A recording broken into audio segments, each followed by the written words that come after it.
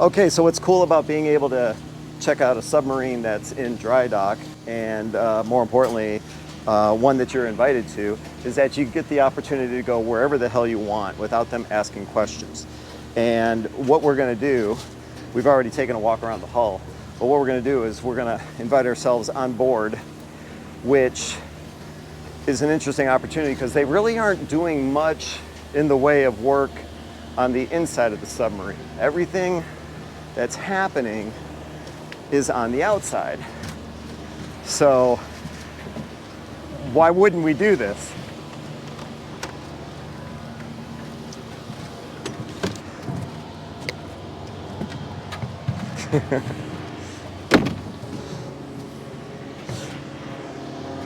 So check this out. Shane, stay there for a second. You know, it's kind of a, for me, it's kind of a surreal situation. If you would have said I was going to be climbing around a submarine in dry dock, a World War II submarine in dry dock, you know, years before starting the channel, it's like, well, why would that ever happen? You know, under what circumstances would that ever take place? And yet, so here I am, and I get to bring all this to you guys. It's a pretty cool situation, you know, because you can't buy a ticket. You find out a warship's in dry dock, they don't just let the general public buy a ticket for whatever the cost would be, get into the shipyard and take a tour. It just doesn't happen that way. But for people like Shane and I, Shane being involved with the Buffalo Naval Park and me having the YouTube channel, well, we get the opportunity to check out stuff like this and give you guys a front row seat. I'm kind of torn. Should we take a walk around, or do you want to go inside? The one thing we can't do while we're here is, and it's part of the clearance, is that you can't film any of the other stuff that's going on inside the shipyard, and you can't film any workers, work in progress, which we have no interest in doing.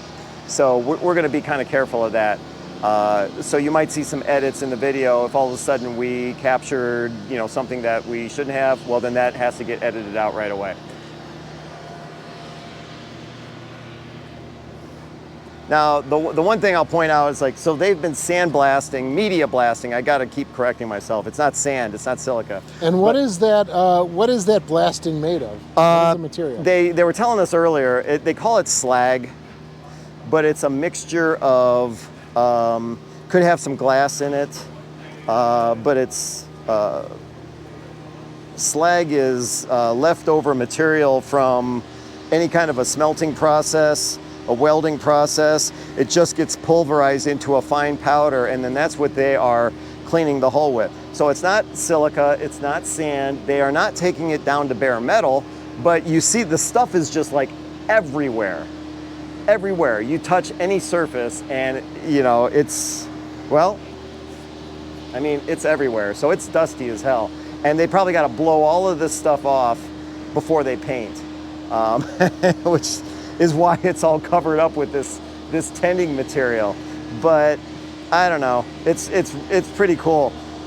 We'll go inside later on, but since there isn't any work going on back here, I figured, why not? Let's walk down here. And you take a look at this. I mean, it's pretty surreal to be standing on a World War II submarine. What are we talking about? 80 years later? Something like that? 83? Pretty cool. Shane, watch your step here. There's a hatch here. Oh, yes, sir.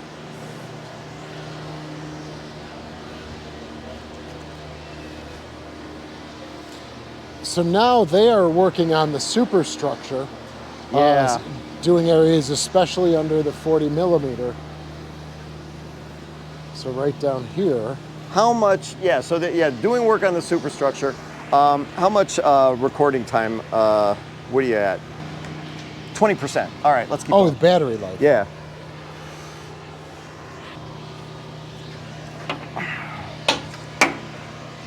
Jeez, that's a heavy door. He knows how to open the dogs. Yeah. So like I said, they aren't going to do any work on the inside of the Cobia. Those workers were obviously the superstructure, the conning tower, that type of thing.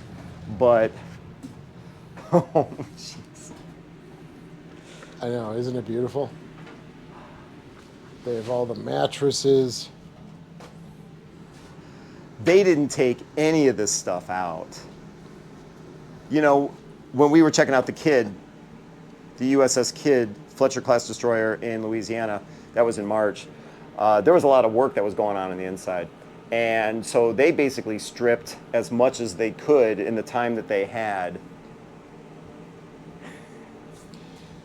Yeah. The Cobia didn't have to do that. No. I mean, everything is, you know, the torpedoes are here. To give you kind of some orientation, this is the bow. This is the front of the sub. And from the outside, you saw in dry dock, from the side that we were watching, it was 3 torpedo tubes. So that's what you're looking at right here. You've got a stack of 3 on starboard and port, top, middle, bottom. And so that's where a lot of that repair work is going to be taking place. And that's where a lot of the repair work took place with the dry docking of the USS Cod 4 years ago. So the bulkhead that Karen was talking about in the video that, if you haven't seen it, it'll be on another posting, is forward of this bulkhead here. You literally just can't see it unless the sub is out of the water. So this is the opportunity to make that repair. This is the discovery that was made when the USS Cod went into dry dock 4 years ago, and it's going to be very similar work that the crew here at the shipyard is going to be taking on. But to just be a tourist and take a look at a World War II submarine like this, I mean, it's pretty amazing. You know, I've been on the Croaker, I've been on the Cod. You would say, it's like, well, what's the difference? It's just another gato-class submarine. It's not. You know, every ship is different.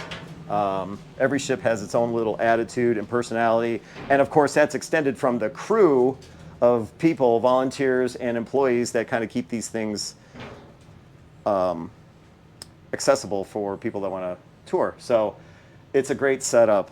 And one of those really cool things, again, comparing with the Croaker, is this is the Sonar Station.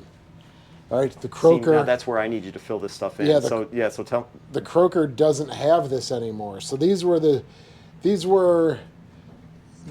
what they would call, if I'm getting my memory right, like the flashlight. So they would go at 15 degrees and just rotate. All right.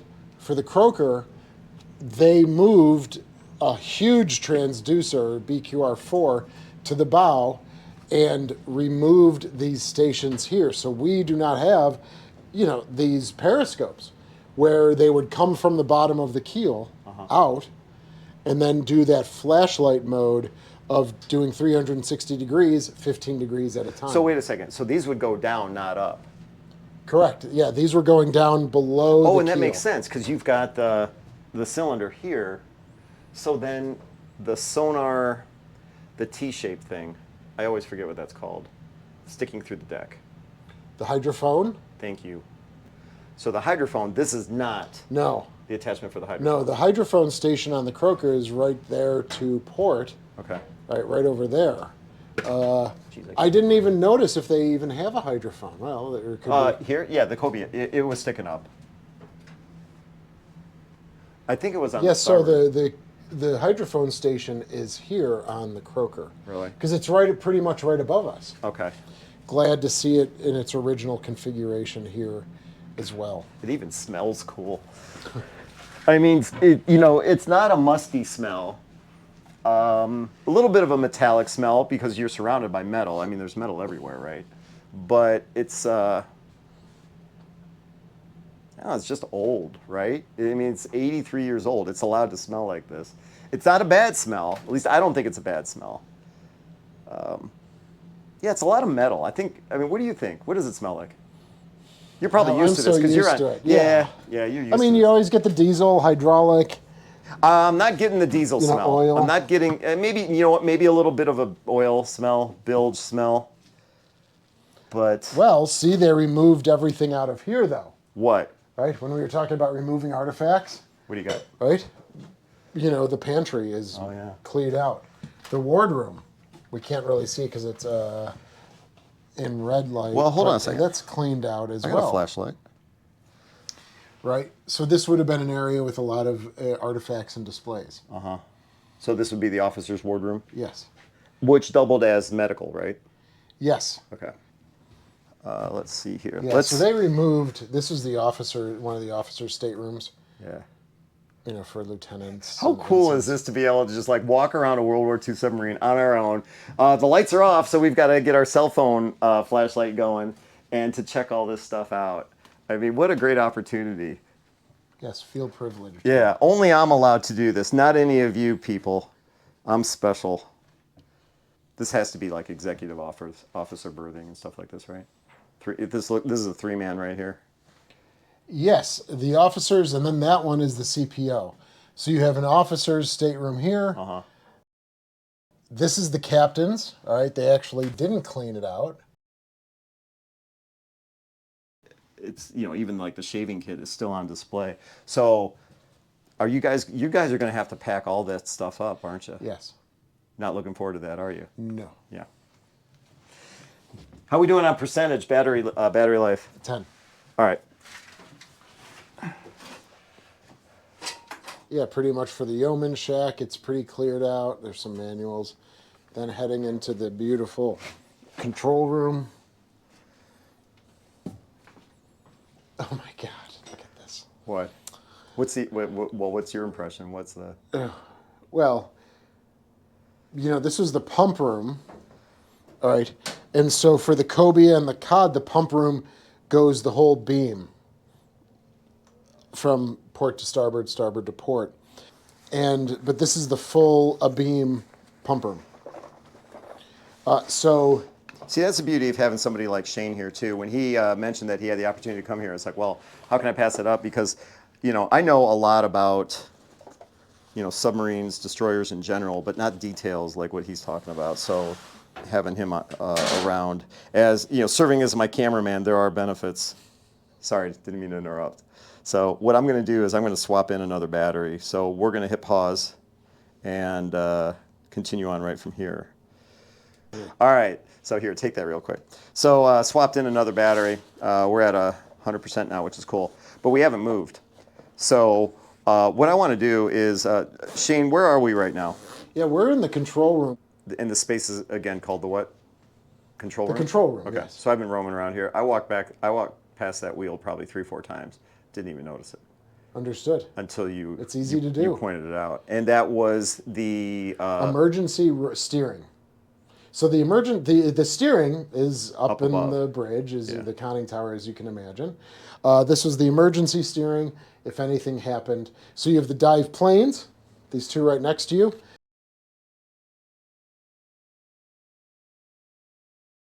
Controlling the forward bow planes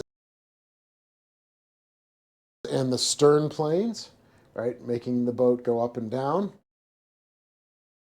And then the wheel up top, and then the emergency wheel here is actually controlling the rudder. You know what? Whenever I see a do not enter sign, Head down. I think I have to. So here, I'm going to hand this off to you. Yes. And There is a do not enter sign? yeah, it's right here. Now, I don't think I went down into the COD's pump room. It might not have even been available for the tour.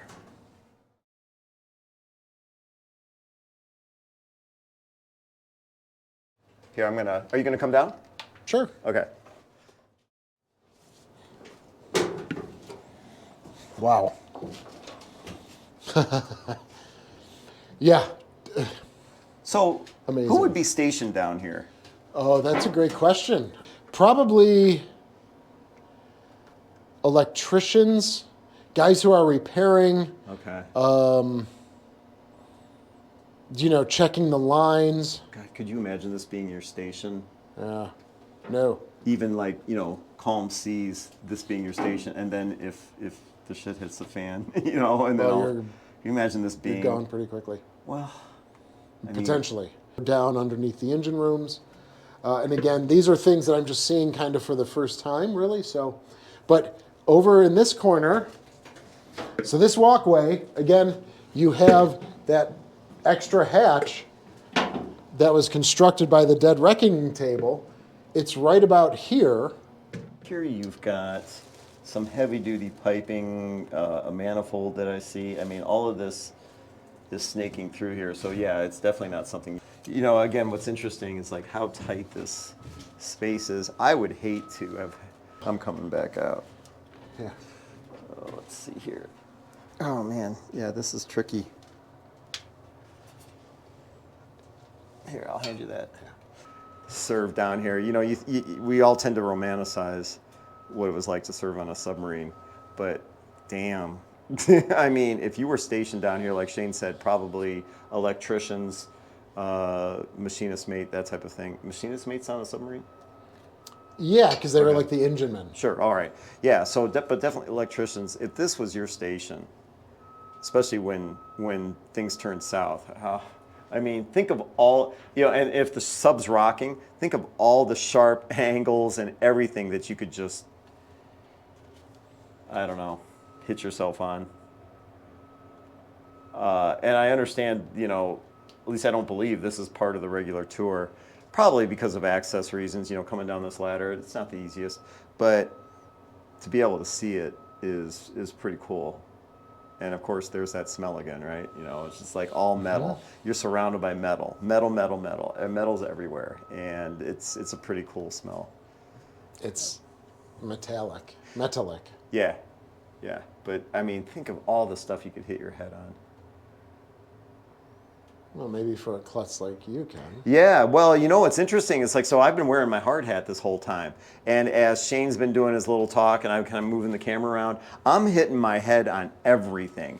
And if it wasn't for this hard hat, you know, with me shaving my head, I mean, I'd have nicks and cuts and scrapes everywhere. All right, let's head back up. We got more stuff to check out. So, I didn't bring, no, my backpack's up here, I think. Okay.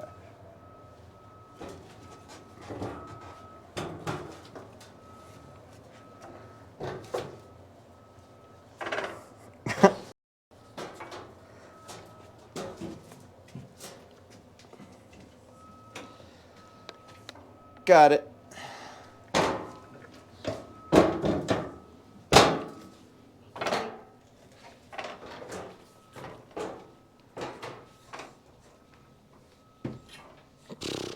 Excellent. Wow. Yeah. All right, moving on. Yeah, we're going to move on to, we got the galley, the radio room, the mess deck, berthing. Now, right now, I expected to hear all kinds of sandblasting going on and everything, but I'm not hearing anything. We're hearing the backup of the machines I heard out that. there. I heard that. So maybe they're getting ready to paint outside? Yeah, maybe. We might be stuck in here.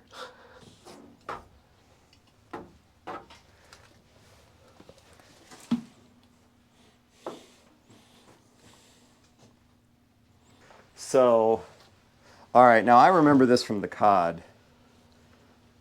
The galley being back here. Mm-hmm. Here, I'm And then gonna. the mess deck, yeah.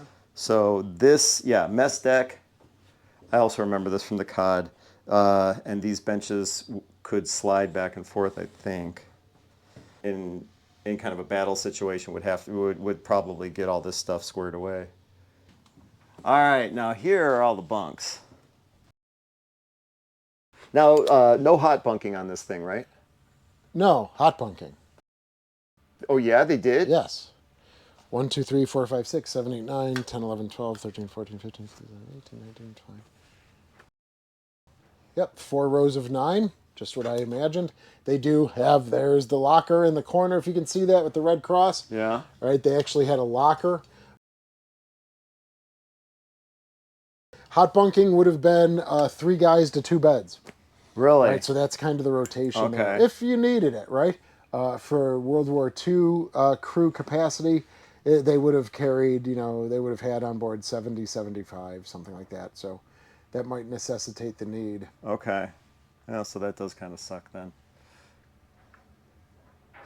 All right, moving forward.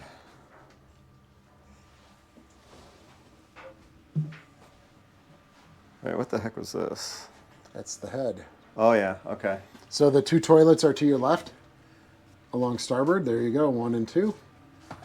Oh, I see how it Oh, works. maybe not. Yep, there's a toilet in there.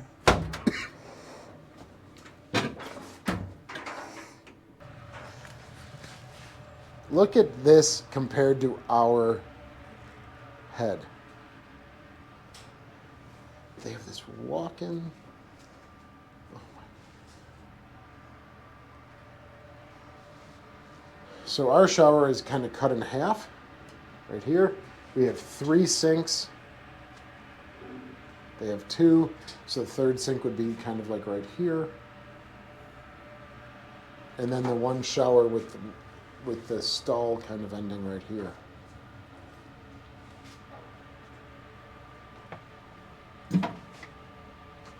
Yeah, get a shot of that. And their seats are at a caddy corner. The Croakers are not. Oh yeah. Got it.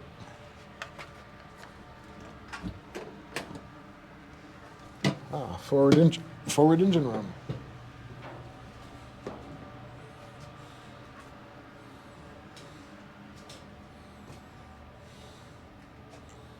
So they actually get one of these engines working. I don't remember when I was in Cobia for our conference or our symposium. They do start an engine. And we are in. Which one it is. We're not in the forward. This is the forward engine room. Yes. So we already went past the. Wait, I know I'm all turned around. This is aft. We're walking aft. Oh, that's right. Because when we first came in, we talked about the 6 torpedo. Yeah, all right. So we're heading aft. Forward engine room here, and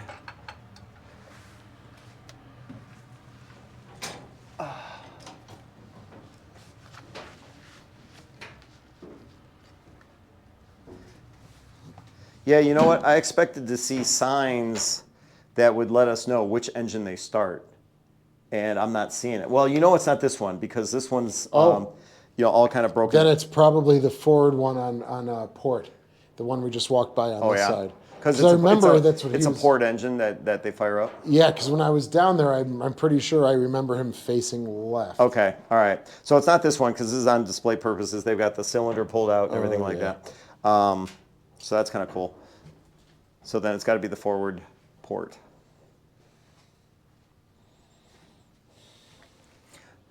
But see, that red foot pedal is what sets the rotations per minute, the RPMs. Okay. And with the handle, right? And then you check the board to make sure you're going at, yeah. Continuing to head aft into the maneuvering room. Yeah, this will be battery, right? Battery? No, this will be electric motor. This will be motor. Yes, and this is the maneuvering room is where.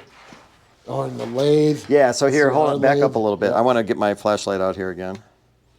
We do not have the lathe. This is the machining area, machine shop. You've got the lathe, and I think, oh yeah, this is just the lathe, yeah. So the motor for the lathe is on this side, the turning spindles. Mm-hmm.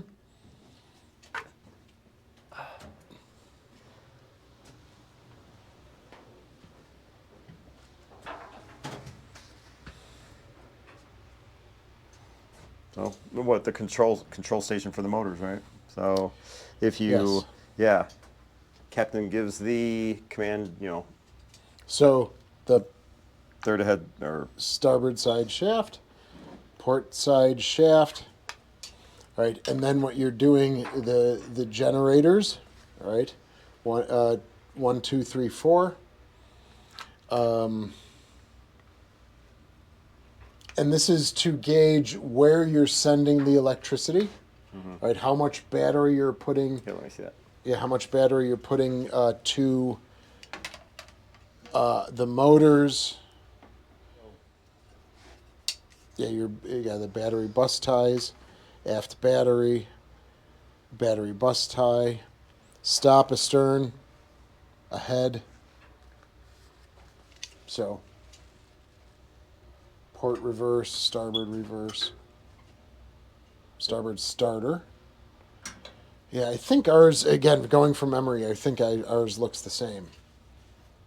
I think it's pretty cool how all these lights are still on, even though nothing's. Yeah, we're able to like, Karen left the lights on for us. Well, she did. Yes, thank you, Karen. Here, you go ahead. And now we're heading to the aft torpedo room. So the whole point of heading back in this direction is like, get back to the aft torpedo room. Yes. We saw it from the outside, the torpedo tubes from the outside. Now we're going to try and make it from the inside. Look at all the space. Aft torpedo tubes, 2 and 2. Saw it from the outside. So 6 up front, 4 in the back.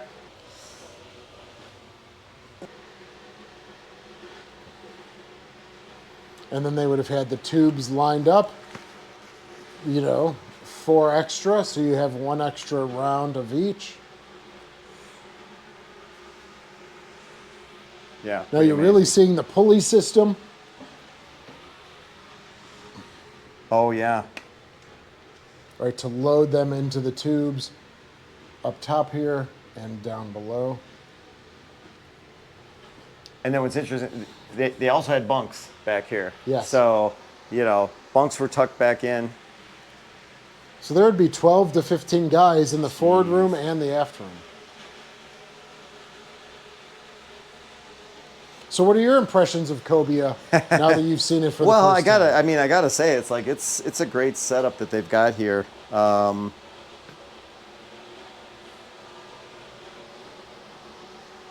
It's always fun for me to see these different ships set up like this. Of course, the last one that I saw was the Kid, down in Louisiana in March.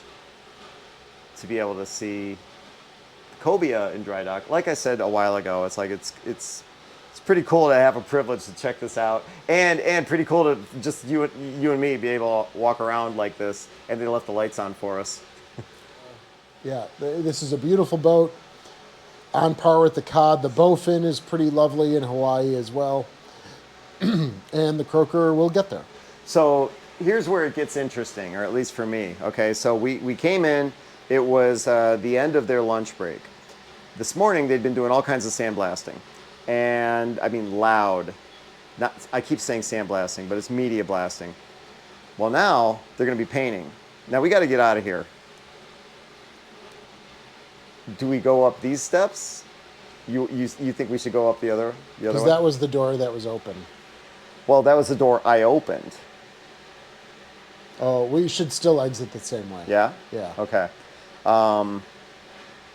Because where we are right now, we're aft torpedo tubes. So on the dry dock, yeah. Well, I guess we're going to find out. And then right? we'll head back down the... yeah, I guess we're going to find out. Stair. If they are painting, because we haven't heard any sandblasting going on in a while, we would have heard that. So I can only assume... They're probably prepping for painting. Yeah. Right, that's not easy. They got to bring all those thousands. Yeah, they aren't going to just start. So if we're going to go, I guess now's our time. All right. Well, hey, thanks for following us through here. I've said it before several times. It is a thrill. It is a privilege. It's an honor to be able to check this out unescorted. It's also a thrill to have somebody like Shane fill us in with the details. The details that, quite frankly, I couldn't share with you. I could do my research, I could read, but Shane lives this stuff, with being a curator with gato-class submarine over in Buffalo. And so to have him answer the simple questions as well as to say, hey, this is where ours is different from this one, well, that's just not the kind of access you're going to get just by taking a regular tour. So, you see, you bumped your head. I saw that. Because unfortunately, we don't have the racks up here. Oh, no kidding. Oh, okay. Well, we do have like one as an example. Yeah. But yes, folks, I keep bumping my head right here because the rack is right here. And again, I was tempted to take my hard hat off, and I'm glad I didn't because, like I said, it's like, without hair, I'm going to bump into this stuff all the time. And cut yourself. So, all right, we're going to make our getaway. We're going to get out of here. And we still have plenty of more filming to do, but thanks for following us through here. Hopefully you enjoyed it. If you have questions or comments, or if you have questions, throw them in the comment section below. If I can't answer them, I'll get them over to Shane. Maybe he can answer them. You got observations? If wrong terminology, whatever, let us know in the comments. Thanks for following us through.